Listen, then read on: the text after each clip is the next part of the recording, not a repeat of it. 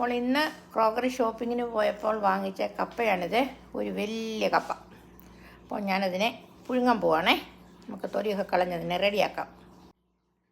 അപ്പോൾ ഇവിടെ തൊലിയൊക്കെ കളഞ്ഞ് ഞാൻ കപ്പ എടുത്തിട്ടുണ്ട്. തൊലിയെല്ലാം രണ്ട് സിങ്കിനകത്ത് കിടക്കുന്നതിന് വാരി കളയണം. അപ്പം നമുക്കിത് നന്നായിട്ടൊന്ന് കഴുകി എന്നൊക്കെ വെള്ളമൊക്കെ ഒഴിച്ച് പുഴുങ്ങാനായിട്ട് വയ്ക്കാം. അപ്പോൾ കപ്പ ഇവിടെ ഇരുന്ന് കുക്കാൻ തുടങ്ങിയിട്ടുണ്ട്. അപ്പോൾ ഇവിടെ നിന്ന് റെഡി ആകട്ടെ. ഞാനൊന്ന് മൂടി വെച്ച് കൊടുക്കാൻ പോവാണ്. അങ്ങനെ നമ്മുടെ കപ്പ ഇവിടെ റെഡിയായി. ഞാൻ ഊറ്റിയെടുത്ത് എല്ലാം റെഡിയാക്കി വെച്ചിട്ടുണ്ട്. പിന്നത്തേണ് നല്ല തൈരിൻ്റെ ചമ്മന്തി ഉണ്ടാക്കിയിട്ടുണ്ട്.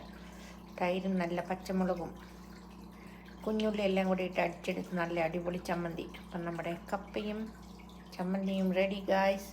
എല്ലാവരും വരൂ കഴിക്കാൻ.